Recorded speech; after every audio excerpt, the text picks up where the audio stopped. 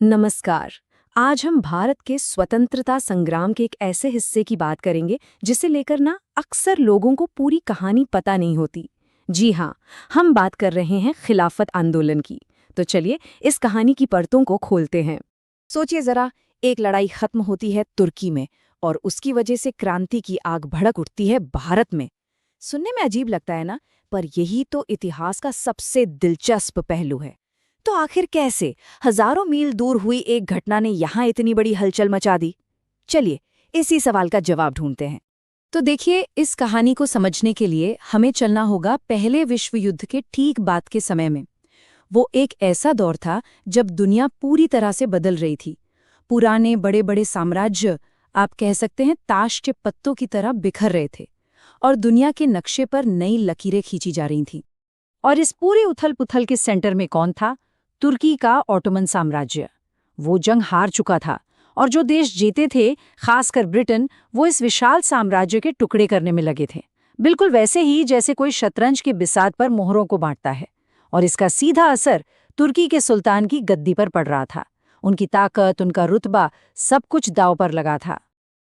लेकिन अब सवाल ये उठता है कि भाई, तुर्की में जो हो रहा है उससे भारत में बैठे लोगों को क्या लेना देना? हजारों मील दूर की इस घटना से यहाँ इतनी बेचैनी क्यों थी? इसका जवाब एक शब्द, एक पद में छिपा है, और वो पद था खलीफा। देखिए, तुर्की का सुल्तान सिर्फ एक शासक नहीं था, वो दुनिया भर के सुन्नी मुसलमानों का सबसे बड़ा आध्यात्मिक और धार्मिक नेता भी था, यानी खलीफा। एक तरह से उनका पद इस्लाम की एकता और उसके सम्मान का प्रतीक था।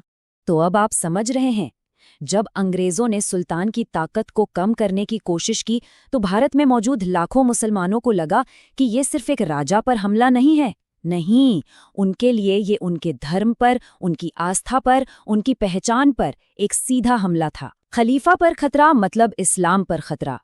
और जब धर्म पर आँच आती है और साथ में विश्वासघात का एहसास होता है, तो क्या होता है? एक बहुत ही शक्तिशाली आंदोलन का जन्म होता है। देखिए, हुआ ये था कि जंग के दौरान अंग्रेजों ने भारतीय मुसलमानों से एक वादा किया था। वादा ये कि वो खलीफा के पद को कोई नुकसान नहीं पहुंचाएंगे। लेकिन जैसे ही जंग खत्म हुई, वो अपने वादे से मुकर गए। बस इसी धोखे और विश्वासघात के जवाब में खिलाफत आंदोलन शुरू हुआ। इसका मकसद एकदम साफ था, खलीफा के सम्मान और उनकी सत्ता को हर हाल में बचाना। अभी तक ये आंदोलन एक मजबूत धारा की तरह बह रहा था, लेकिन फिर इसमें एक और बहुत बड़ी, बहुत शक्तिशाली धारा आकर मिली और इसने इसे एक तूफान बना दिया। और वो दूसरी धारा कौन थे? वो थे महात्मा गांधी और भारतीय राष्ट्रीय कांग्रेस। गांधी जी ने इस आंदोलन में एक बहुत बड़ा मौका देखा, इतना बड़ा कि नवंबर 1919 तक वो खुद ऑल इंडिया खिलाफत कमेटी के अध्यक्ष बन गए। और उनके जुड़ते ही ये आंदोलन सिर्फ मुसलमानों का आंदोलन नहीं रहा, ये पूरे देश की आवाज बनने की राह पर चल पड़ा। गांधी जी की सोच बहुत साफ थी। उनका मानना था कि ये हिंदू मुस्लिम एकता के लिए एक सुनहरा मौका है। अगर इस मुश्किल वक्त में हिंदू मुसलमानों का साथ देते हैं तो अंग्रेजी हुकूमत के खिलाफ एक ऐसा मजबूत मोर्चा बनेगा जिसे तोड़ना नामुमकिन हो जाएगा। ये सिर्फ एक आंदोलन का समर्थन नहीं था, ये दो समुदायों को एक साथ लाने का एक ऐतिहासिक कदम था। तो इस आंदोलन की मांगे क्या थी? खिलाफत नेताओं ने अंग्रेजों के सामने 3 मुख्य बातें रखीं।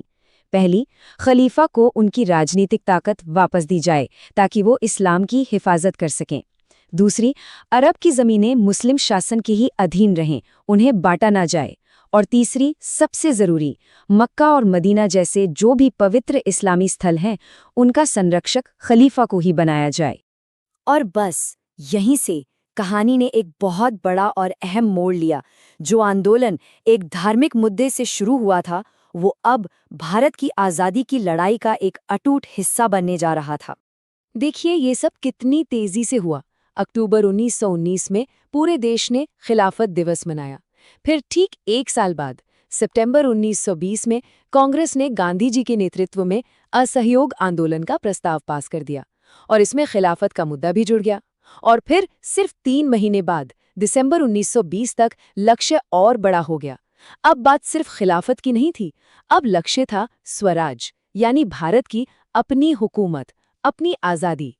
तो देखा आपने कैसे एक धार्मिक सवाल एक विशाल राष्ट्रीय आंदोलन में बदल गया। खलीफा के हक की लड़ाई और भारत की आज़ादी की लड़ाई अब एक हो चुकी थी। वो दोनों एक दूसरे से ऐसे जुड़ गए कि उन्हें अलग करना नामुमकिन था। और वाकई भारत के स्वतंत्रता संग्राम के इतिहास में यह हिंदू मुस्लिम एकता का एक ऐसा पल था जिसकी मिसाल मिलना मुश्किल है। और ये जो पूरी कहानी है, ये हमें उस दौर के ऐतिहासिक दस्तावेजों से ही पता चलती है। खिलाफत आंदोलन तो इतिहास का हिस्सा बन गया, लेकिन ये हमें एक बहुत ज़रूरी सवाल पर सोचने के लिए मजबूर करता है। सवाल ये कि धर्म और राजनीति, या कहें कि आस्था और सियासत, एक दूसरे को कैसे प्रभावित करते हैं। तो जाते जाते एक सवाल आपके लिए भी। आज की दुनिया में लोगों की आस्था और उनकी पहचान राजनीतिक आंदोलनों को किस तरह से शक्ल देती है, इस पर ज़रूर सोचेगा।